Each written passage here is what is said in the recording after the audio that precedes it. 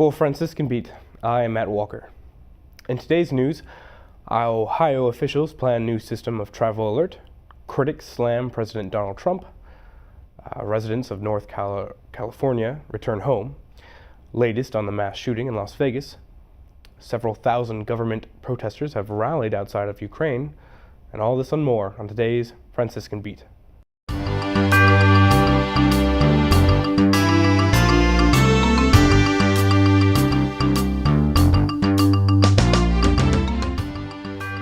Students gathered Sunday evening to watch the new action-packed movie Wonder Woman. The movie night on October 8th was sponsored by Excite Women's and Men's Ministries. Wonder Woman is the latest film from DC Comics. The movie deals with themes of violence versus peace, good versus evil, fear versus bravery, and injustice versus forgiveness. Sister Maria Wiggins, director of Women's Ministry, closed the night by thanking everyone for coming and repeating Wonder Woman's line from the film, "Love will save the world." Officials are planning a new system of travel alert information for part of the Ohio Turnpike near Cleveland, with an eye toward a day when autonomous vehicles might regularly cruise that roadway.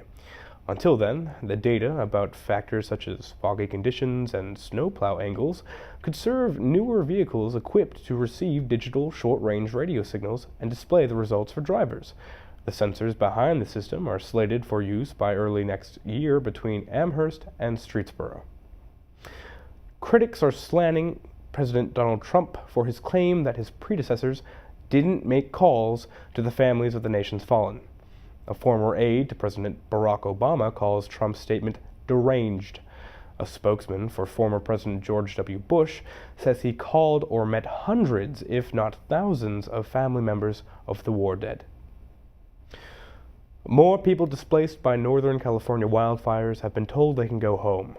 The Sonoma County Sheriff's Office said Monday night that evacuation orders have been lifted for two neighborhoods in Santa Rosa, a city of 175,000 people.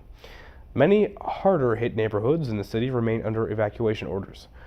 Residents of wine country towns of Gainesville and Hellsburg have also been told they can go home. The latest on the mass shooting in Las Vegas.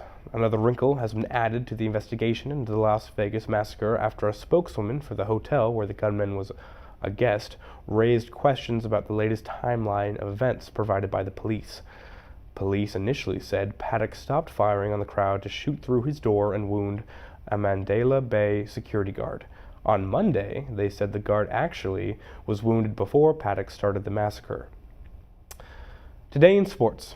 Pro Football Writer attorneys for Dallas Cowboys star Ezekiel Elliott are asking for an emergency hearing in the federal court in New York on the belief that the running back's 6-game suspension over domestic violence allegations would be in place for at least a week without further legal intervention by Tuesday.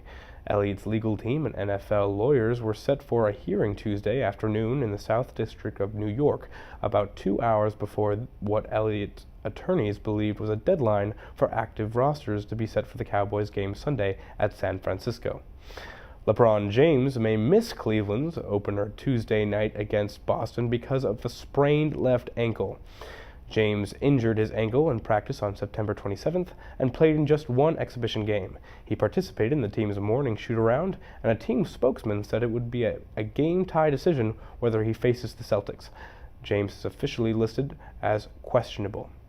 For today's weather, we're not out of the woods yet, folks. Today will be a brisk temperature hovering in the mid-60s and then proceeding to gradually drop down to the mid-40s. Unfortunately, tomorrow autumn will again be placed on hold as temperatures ascend to the 70s. The skies will remain bright and sunny with the humidity keeping within the mid-40s. For Franciscanbeat, I am Matt Walker.